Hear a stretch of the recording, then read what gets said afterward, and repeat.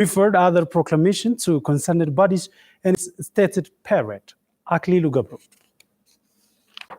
House of People's Representatives has briefed media about this one man's performance. Head of the House, Dr. Misraq Makonnen, briefed media that the House ratified 16 different draft bills and referred other proclamations for further analysis to the concerned standing committees. Dr. Misraq remarked that the House has done a wide range of works to ensure peace across the country. Members of the Parliament traveled in 4 directions of the country to identify source of the conflict among citizens and to provide sustainable solution for the problems. I hope they will present their final report to the concerned government structures, she said. Misraq added that remarkable achievement was registered in terms of diplomacy.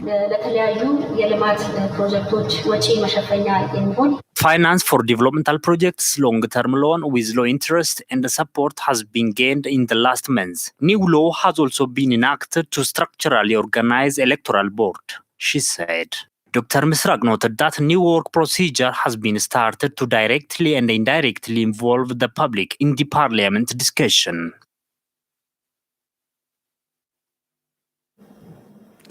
The Council of Ethiopian People's Revolutionary Democratic Front concluded its meeting after reviewing the status of the ongoing reform process and evaluating performance of other political and organizational workers. We have more on this. The Council reviewed in detail the concrete measures taken to broaden the political space during the past 1 year on the basis of the decision made at the 11th Congress of the Front last September, according to the statement issued by the office of the EPRF.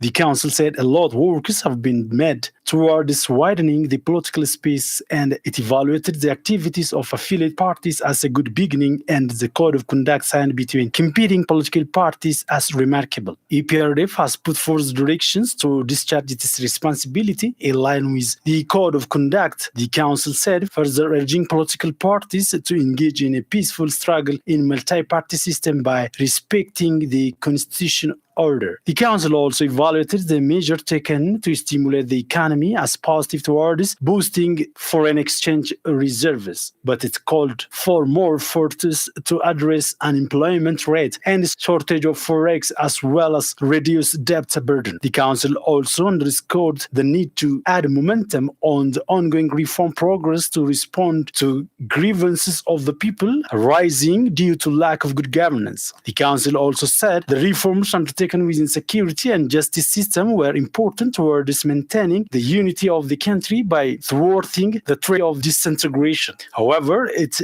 underscored the need to ensure rule of law. It also underscored that the need to make all the necessary efforts to reintegrate community members who were displaced due to various reasons, in addition to tackling the root cause of the problems. Stating that Ethiopia has built good ties with its neighbors, especially with Eritrea, the Council decided the relation with the government of the people of Eritrea to show progress in the cultural and socio-economic spheres. It finally called on the leadership and members of the front, affiliate parties, competing political parties, civil society organizations, and the public at large to discharge their responsibility towards maintaining the comprehensive reform.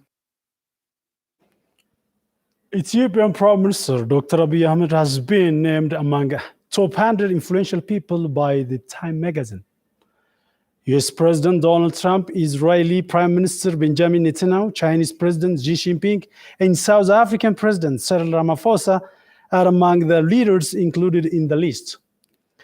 The magazine also named Pope Francis, Facebook CEO Mark Zuckerberg, and Egypt's footballer Mohamed Salah among the top 100 influential people.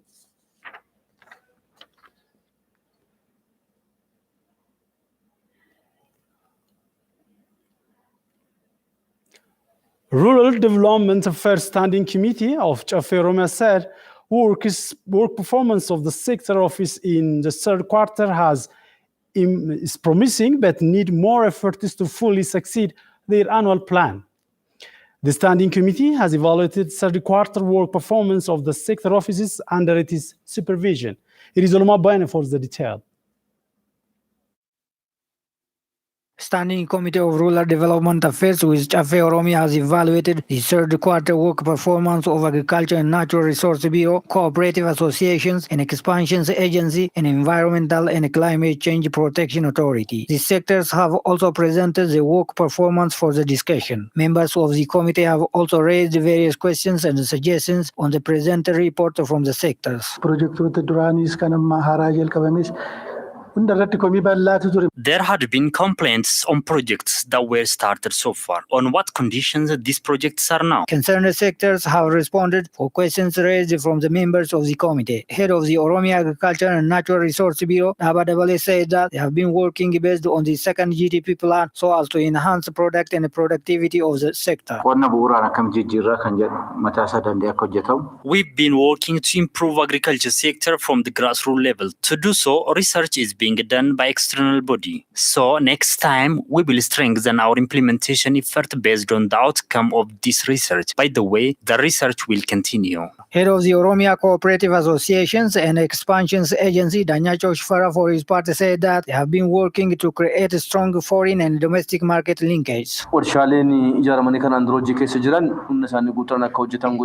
To strengthen our market linkage, we have to enforce previously established factories to work hard both in local and foreign markets. We have to strive to build new factories. So tying the factories with markets is very essential to scale up our farmers' income. Deputy Director of the Oromia Environmental and Climate Change Protection Authority, Bonai Adesa, also said that factories should work hard based on the criteria in order not to pollute environmental climate. Chairperson of the Standing Committee of Rural Development Affairs with Cafe Oromia, Abara Ayala, said that the sectors have performed better in the third quarter of their work performance, adding that they should give emphasis for their annual plans. More than $2.5 billion has been obtained from foreign tourists who visited Ethiopia during the past 9 months, according to the Minister of Culture and Tourism. Dr. Irkwa Sao, Minister of Culture and Tourism, said while presenting her ministry's 9-month performance report to the Parliament that over 500,000 tourists visited Ethiopia's tourist destination in the reported period. She said the country secured a total of $2.57 billion from the various services offered to them, she indicated.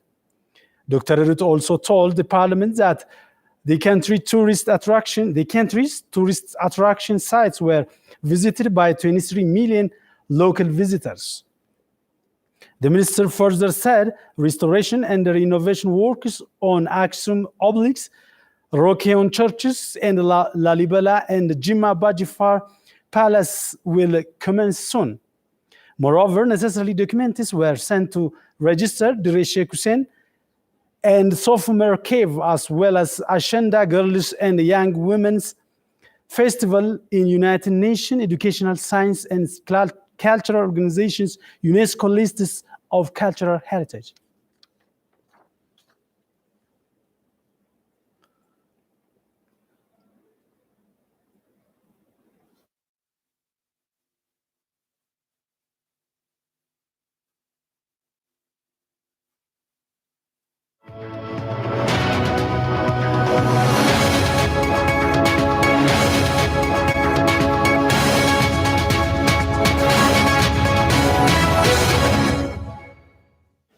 Welcome back. Now news from abroad. India's vote second phase of parliamentary election. Millions of Indians are voting the second phase of the staggered general election aimed at highlighting security presence in Indian-administered Kashmir. More than 155 million people are eligible to vote in this election, which covers 97 parliament constituencies across 13 states. Voting began in the parts of Kashmir and boycott calls by separatist leaders who have turned the election an illegitimate exercise under military occupation. Authorities have shut down internet and deployed thousands of additional parliamentary troopers in the region in the wake of the deadly February attack in Pawalama. Prime Minister Narendra Modi has used Kashmir as one of the top issues of his campaign and played up the threat of rival Pakistan, especially after the suicide bombing in the Kashmir that killed 40 soldiers. The bombing brought nuclear rivals India and Pakistan close to the brink of war. Al Jazeera reported.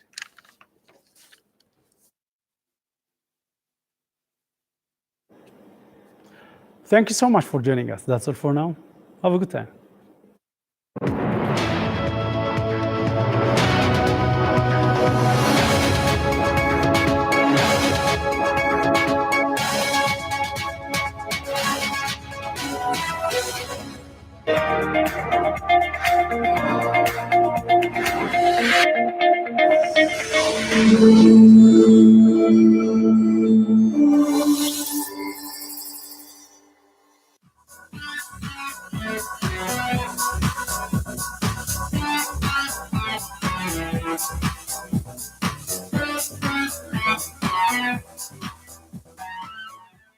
Dear viewers,